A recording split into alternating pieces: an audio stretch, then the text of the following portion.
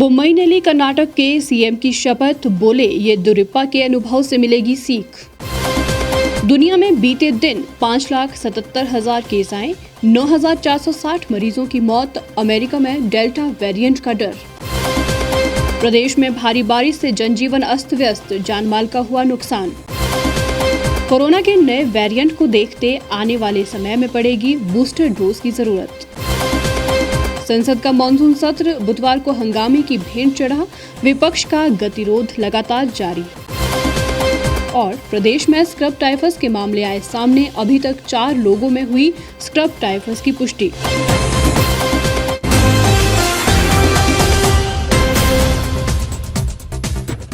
नमस्कार, the रीव times में आपका स्वागत है। मैं हूं लक्ष्मी ठाकुर।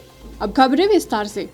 कर्नाटक के 23वें मुख्यमंत्री के तौर पर बसवराज बोम्मई ने शपथ ले ली है। वे पूर्व मुख्यमंत्री बीएस येदियुरप्पा की जगह नए मुख्यमंत्री बने हैं। शपथ लेने से पहले बसवराज ने कहा कि उन्हें येदियुरप्पा के लंबे अनुभव का लाभ मिलेगा। 2 दिन पहले ही भाजपा की स्टेट यूनिट और सरकार में खींचतान के बीच बीएस येदियुरप्पा ने पद से इस्तीफा दे दिया था। हालांकि उनके इस्तीफे की एक वजह बढ़ती उम्र भी बताई जा रही है। बीएस येदियुरप्पा के करीबी कहे जाने वाले बोम्मई को सीएम बनाकर बीजेपी ने पूर्व सीएम और लिंगायत समुदाय दोनों को ही साधने का प्रयास किया है।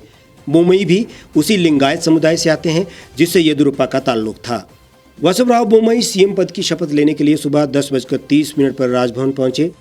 बसवराज बोम्मई ಎಂಬ ಹೆಸರಿನ ನಾನು ಕಾನೂನಿನ ಮೂಲಕ ಸ್ಥಾಪಿತ ಭಾರತ ಸಂವಿಧಾನದ ವಿಷಯದಲ್ಲಿ ನಿಜವಾದ ಶ್ರದ್ಧೆ ಮತ್ತು ನಿಷ್ಠೆಯಿಂದ ಹೊಂದಿರುತ್ತೇನೆಂದು ನಾನು ಭಾರತದ ಸಾರ್ವಭೌಮತ್ವವನ್ನು ಮತ್ತು ಅಖಂಡತ್ವವನ್ನು ಎತ್ತಿ ಹಿಡಿತೇನೆಂದು ಮತ್ತು ಕರ್ನಾಟಕದ ರಾಜ್ಯದ ಮುಖ್ಯಮಂತ್ರಿಯಾಗಿ ನನ್ನ ಕರ್ತವ್ಯಗಳನ್ನು ಶ್ರದ್ಧಾಪೂರ್ವಕವಾಗಿ ಮತ್ತು ಅಂತಃಕರಣಪೂರ್ವಕವಾಗಿ ನಿರ್ವಹಿಸುತ್ತೇನೆಂದು।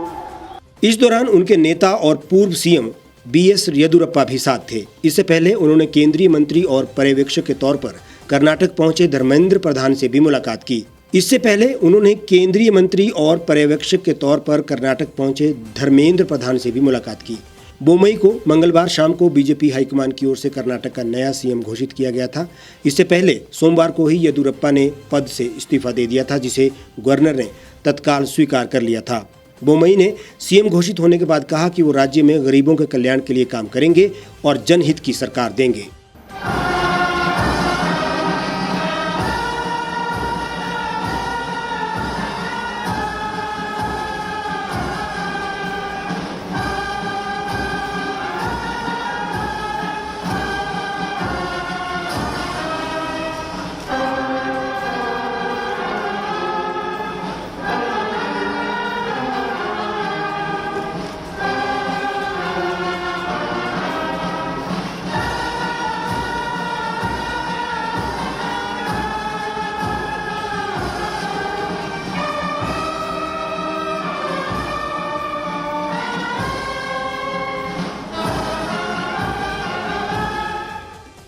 दुनिया में कोरोना के मामले एक बार फिर से बढ़ने लगे हैं। दुनिया भर में मंगलवार को 5,77,348 लोगों की कोरोना रिपोर्ट पॉजिटिव आई है।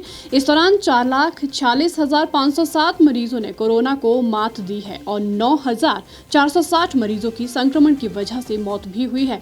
वहीं अमेरिका में कोरोना के मामलों में दोबारा तेजी आने के बाद हाई रिस्क वाले इलाकों में वैक्सीन की दोनों डोज ले चुके लोगों के लिए मास्क पहनना एक बार फिर से अनिवार्य कर दिया गया है। Center for Disease Control and Prevention director Rochelle Walensky ने बताया कि वैक्सीन असरदार है, लेकिन कोरोना के डेल्टा वेरिएंट की वजह से आगे संक्रमण का खतरा बढ़ गया है।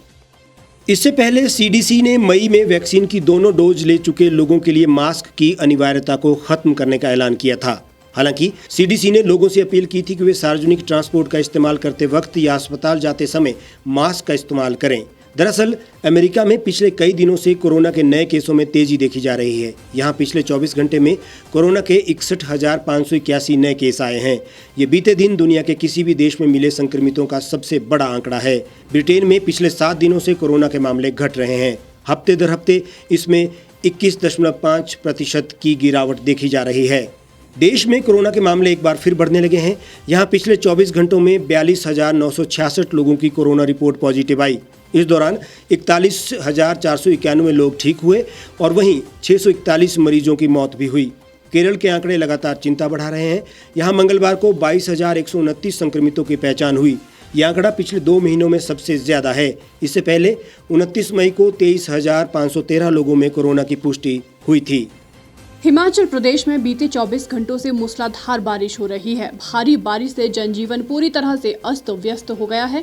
प्रदेश में बारिश की वजह से जहां नदी नाले उफान पर है, वहीं भूस्खलन की घटनाएं भी पेश आई है, जिसमें भारी नुकसान हुआ है। प्रदेश में कई जगहों पर जहां घर जमींदोज हो गए, वहीं लाहौल स्पीति सहित कुल्लू और अन्य जिलों से नदी नालों के तेज बहाव में आने से लोगों के लापता होने के भी समाचार हैं। प्रदेश में 29 जुलाई को ऑरेंज और 30 और 31 जुलाई को बारिश का येलो अलर्ट जारी हुआ है। 2 अगस्त तक प्रदेश में मौसम खराब बना रहने का पूर्वानुमान है। बारिश ने जमकर कहर बरपाया है। भारी बारिश की वजह से प्रदेश के कई हिस्सों में बादल फटने जैसे हालात हो गए हैं। भारी बरसात के चलते नदी नाले उफान पर हैं। ऐसे में 1 दर्जन से अधिक लोगों के इसकी चपेट में आने की खबर भी है। लाहौल स्पीति के तोंजिंग नाले में आई बाढ़ से 10 लोग लापता हो गए हैं। कुल्लू जिला में एक महिला अपने 4 वर्षीय बच्चे के साथ पार्वती नदी में बह गई।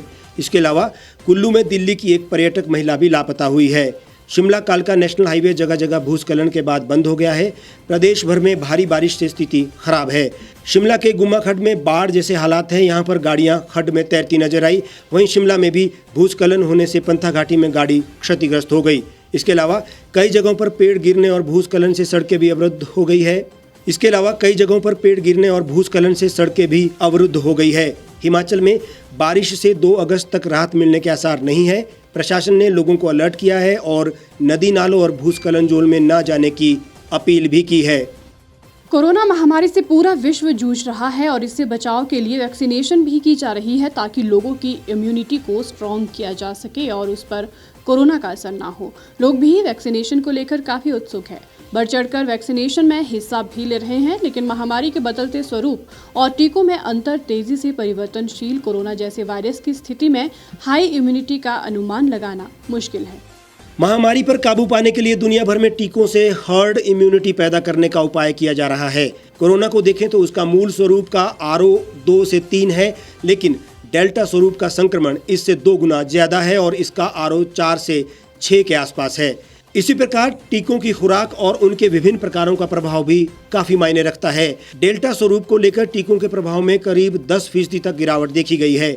यानी कोरोना के नए नए स्वरूपों के खिलाफ टीकों का असर जितना कम होगा, हमें हार्ड इम्यूनिटी के लिए उतने ही ज्यादा टीके लगाने की जरूरत पड़ेगी। मौजूदा टीकों की क्षमता एक समय के बाद कमजोर पड़ जाती है। कोरोना के नए स्वरूपों के आगमन के साथ हमें निश्चित रूप से बूस्टर डोज की जरूरत पड़ेगी। इसके बाद ही जीवन थोड़ा सामान्य दिखाई देने लगेगा। हालांकि कोरोना के प्रकोप आते रहेंगे, लेकिन तब वो कम जोखिम भरे होंगे। संसद का मॉनसून सत्र इस बार हंगामे की भेंट चढ़ता जा रहा है। पेगासस जासूसी मामले को लेकर सत्तापक्ष और विपक्ष के बीच गतिरोध लगातार जारी है। बुधवार को भी विपक्ष के हंगामे के कारण राज्यसभा की कार्यवाही 12 बजे तक स्थगित करनी पड़ी। वहीं दूसरी तरफ लोकसभा की कार्यवाही के दौरान 12 बजे विपक्ष ने लोकसभा में स्पीकर की चेयर के ऊपर कागज के टुकड़े फेंके। केंद्रीय मंत्री अनुराग ठाकुर ने इसे लोकतंत्र को शर्मसार करने वाली घटना बताया। संसद के मानसून सत्र की कार्यवाही बुरी तरह से बाधित हो रही है। मानसून सत्र में अब तक विपक्षी सांसदों के हंगामे के बार बार कार्यवाही टालने की नौबत आई है। बुधवार को भी विपक्ष के हंगामे के कारण राज्यसभा की कार्यवाही 12 बजे तक स्थगित करनी पड़ी। 12 बजे की स्थगन के बाद राज्यसभा की कार्यवाही शुरू हो गई। विपक्ष के हंगामे के बीच प्रश्नकाल जारी रहा। उधर लोकसभा की कार्यवाही के दौरान विपक्ष ने लोकसभा में स्पीकर के चेयर के ऊपर कागज के टुकड़े फेंके। केंद्रीय मंत्री अनुराग ठाकुर ने इसे लोकतंत्र को शर्मसार करने वाली घटना बताया। उन्होंने कहा कि जनता को संसद सत्र का इंतजार रहता है ताकि उनके मुद्दे संसद में उठें। मंगलवार को विपक्षी सांसदों के लगातार हंगामे और शोरगुल को लेकर सभापति ने नाराजगी जताई थी। उन्होंने कहा था कि इस हंगामे से अन्य चीजों के अलावा देश हित को भी नुकसान पहुंच रहा है। उन्होंने हंगामा कर रहे सदस्यों से अपने रवैये पर पुनर्विचार करने का आग्रह किया था। कोरोना वायरस से जूझ रहे लोगों को अब स्क्रब टाइफस ने भी घेर लिया है। प्रदेश में स्क्रब टाइफस ने अपने पांव पसार लिए हैं। आईजीएमसी में 4 लोगों की स्क्रब टाइफस की रिपोर्ट पॉजिटिव आई है। चिकित्सकों ने सभी लोगों से, खासकर ग्रामीण क्षेत्र के लोगों को हिदायत दी है कि वो हरे घास में जाने से पहले अपने हाथों व पैरों को पूरी तरह से ढक लें। प्रदेश में अब बरसात आते ही हिमाचल में स्क्रब टाइफस ने भी दस्तक दे दी है। आईजीएमसी में 4 लोगों की रिपोर्ट स्क्रब टाइफस पॉजिटिव आई है। आईजीएमसी में 84 लोगों को स्क्रब टाइफस के सैंपल लिए गए थे, जिनमें 4 लोगों में स्क्रब टाइफस की पुष्टि हुई है। स्क्रब टाइफस बरसात में हरे घास में पनपने वाले पिस्सू के काटने से होता है। स्क्रब टाइफस से मरीज के शरीर पर चकत्ते पड़ते हैं, वहीं मरीज को तेज बुखार आता है। आईजीएमसी के एमएस डॉक्टर जनक राज ने कहा कि अस्पताल में 4 लोगों में स्क्रब टाइफस पाया गया है। उन्होंने कहा लोग इसे नजरअंदाज ना करें और लापरवाही ना बरतें। सर, प्रदेश में स्क्रब टाइफस के मामले शुरू हो चुके हैं। अब तक कितने मामले आए हैं और क्या सावधानी रखनी चाहिए? हमारे संस्थान में स्क्रब टाइफस की संभावना के चलते अभी तक 84 सैंपल्स की जांच की गई है, जिसमें से 4 लोगों के अंदर स्क्रब टाइफस पाए जाने की पुष्टि हुई है। वे चारों स्वस्थ हैं और उम्मीद करते हैं बहुत जल्द वह लोग यहाँ से स्वास्थ्य लाभ लेकर घर जाएंगे। सर, लक्षण क्या रहते हैं इसके? ये बेसिकली बरसात में होने वाली एक बीमारी है जो पिस्सू के काटने से होती है। खासकर वह लोग जो घास फूस में चलते हैं या उनके वातावरण के गिर्द में घास फूस है या खेतों में काम करने जाते हैं, पिस्सू के काटने के बाद जो दूसरे दिन उनको बुखार आने शुरू होता है, जोड़ों में दर्द, गिल्टियाँ, पूरे शरीर में दर्द, इस तरह की संभावनाएँ होती हैं और बाद में चकत्ते पड़ने लगते हैं और जिस जगह पिस्सू ने काटा होता है वो हिस्सा काला पड़ने लगता है। हम बताना चाहेंगे कि इसका इलाज जो है वो प्रदेश सरकार के द्वारा प्रदेश सरकार के स्वास्थ्य सेवाओं के सबसे छोटे स्तर जो सब सेंटर हैं वहाँ पर भी उपलब्ध है, परंतु बहुत लोग जो है वो लापरवाही करते हैं, गैर जिम्मेदाराना तरीके से इस चीज़ को नज़रअंदाज करते हैं और ऐसी स्थिति में कई बार गंभीर परिणाम यहाँ तक कि लोगों को अपनी जान तक भी गंवानी पड़ सकती है। इस बुलेटिन में फिलहाल इतना ही। बाकी तमाम खबरों के लिए आप जुड़े रहिए और देखते रहिए द रीफ टाइम्स।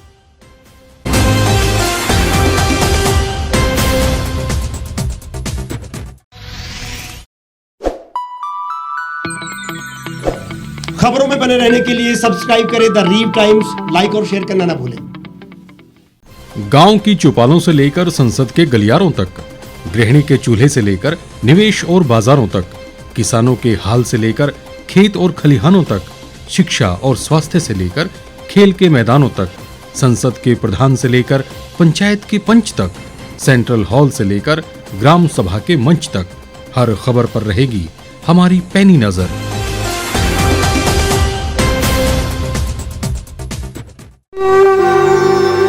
भारतवर्ष, जिसे आप दशकों से सुनते आए हैं कि सोने की चिड़िया थी, इसके पंख पहले मुगलों ने कुतरे, फिर अंग्रेजों ने, और आज राजनीतिक प्राणी कोई कोर कसर नहीं छोड़ रहे। आज भी लगभग 25 करोड़ लोग रात को भूखे सोते हैं। करीब 2 करोड़ लोगों के पास घर नहीं है। भ्रष्टाचार में हमारा 176 देशों में 80 नंबर आता है। औसतन 100 महिलाओं के साथ हर दिन ज्यादतियां होती है और ना जाने क्या क्या। देश की संसद से कुछ ही दूरी पर चादर लपेटे सैकड़ों लोग सुबह नील गगन के नीचे सोए हुए मिलते हैं। क्या आप एक ऐसे भारत की परिकल्पना नहीं करना चाहेंगे जहां कुछ ऐसा किया जाए कि 1 वर्ष के भीतर देश में कोई भिखारी या लाचार भी आश्रयहीन न रहे? लोगों को सभी सरकारी सेवाएं घर द्वार पर ही प्रदान की जाएं ताकि दफ्तर या कर्मचारी के चक्कर ना काटने पड़े। भ्रष्टाचार जड़ से समाप्त हो जाएगा। सेवा प्रदाताओं की पब्लिक रेटिंग यानी जनाकलन और तकनीक द्वारा अपराधों का शून्यकरण किया जाए। स्वास्थ्य और आधारभूत शिक्षा सभी के लिए समान गुणवत्ता के साथ निःशुल्क प्राप्त हो, और भी बहुत कुछ। यदि आप इस पवित्र राष्ट्र निर्माण यज्ञ का हिस्सा बनना चाहते हैं तो आज ही राष्ट्रीय लोक नीति पार्टी से जुड़ें। अब देश राजनीति से नहीं, लोक नीति से चलेगा। विजिट करें वेबसाइट rashtriyalokniti.org।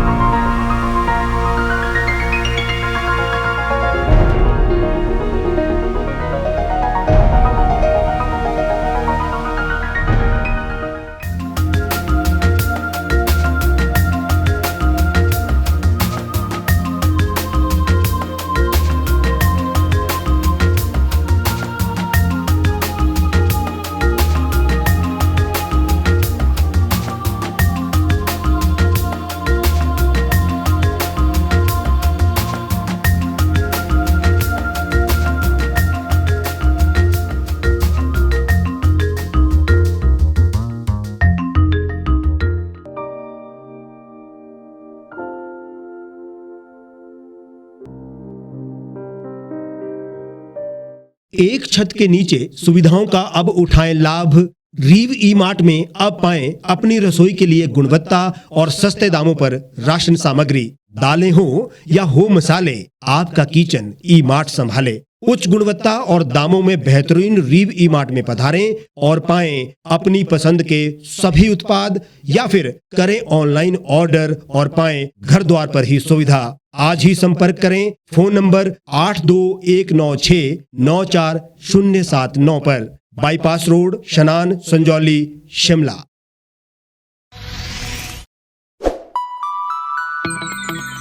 लेटेस्ट खबरों के लिए यूं ही देखते रहिए द रीव टाइम्स। लाइक, शेयर और सब्सक्राइब करना ना भूलें।